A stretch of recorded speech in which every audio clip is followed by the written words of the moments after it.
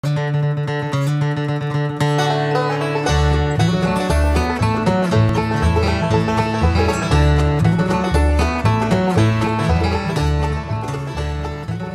is electricity? Well, electricity is not easy to describe because we can't see it. Lots of ways of measuring it. We're going to be doing that later in the course. We have DC and AC electricity. But electricity is something you've used all your life. It's so common you're probably not giving much thought to what it is and where it comes from. In everyday use of electricity, it's not really necessary to know much about it. However, in your study of electronics, it will be necessary for you to understand the basic theory of electricity. That's what we're going to talk about in this unit. In later units, we're going to study it in much more detail. But just to give you a little bit of a concept of what electricity is, let's take a look at a little bit of electron theory. Well, I know you're not interested in a physics course about atomic structure, but it's fairly easy to get the general concept here. This says the atom is the smallest physical particle which matter can be divided, and certainly today that would be up for debate with the modern instruments we have for making smaller particles or dividing particles into smaller units, and we've certainly seen that done. However, this is fine for our course here. The atom is made up of a nucleus which contains neutrons, protons, and electrons. Now this atom we're showing here has 2 electrons and 2 protons, so it's sort of neutral. I've added a free electron because it's the free electrons that gives us the ability to have electric current or electricity. That free electron we're going to see can break away from the atoms and flow through the structure that the material is in. So it's the free electrons from the atoms that flow and make electric current, and it's electric voltage that causes the electron to move. So let's take a look at how that might work. Well, when we deal with electricity, we're really dealing with the flow of electrons. Of course, there's a voltage that makes the electron move, and we're going to talk about that. But atoms and their electrons in a material are always in a constant motion.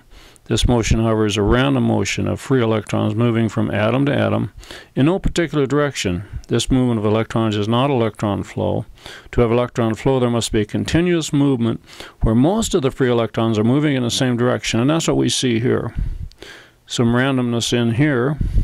Make this a little more positive voltage than this, and now we see the electrons are flowing from the minus to plus. Not a random movement in here. They're actually flowing in this direction. That's electron flow. And that's really what we deal with more than anything else. Of course, there's a lot going on there, but we're dealing with electron flow. Well, let's look at electricity or current flow. Here we have what's called a complete circuit. That is a circuit where electrons can flow from the minus terminal of the battery through the lamp, coming back in the positive terminal, and this is the power source. It's a battery, 1.5 volt battery, producing a voltage. How much current will flow? Well, the current will be determined by the voltage of the battery and the resistance. And of course, there's a maximum amount of current that could be pulled out of this regardless of any other condition, called the capacity of the battery. We're going to study more about that later, but I think it's sort of one can see that this big battery compared to this little battery could probably produce more energy or current, even though they both have 1.5 volts of voltage potential. This one can produce more current than this little battery.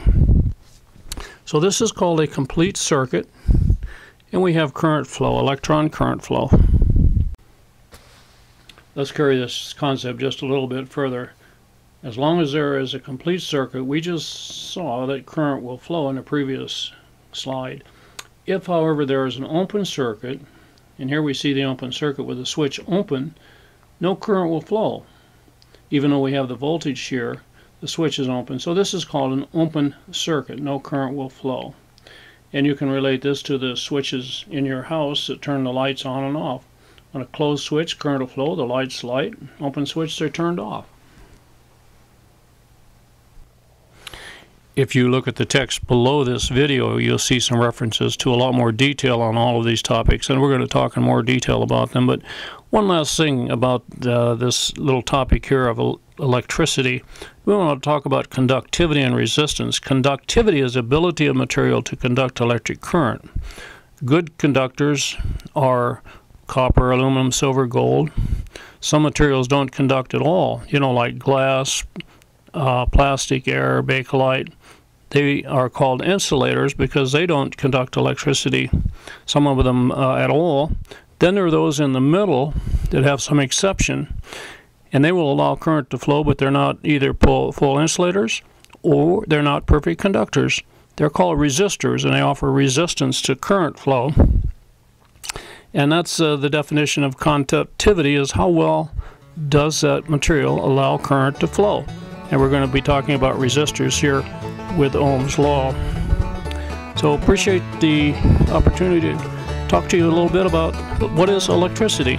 Look at the references below this video for a lot more information. And we're going to be going on to Ohm's law and other things here in more detail on these topics as well.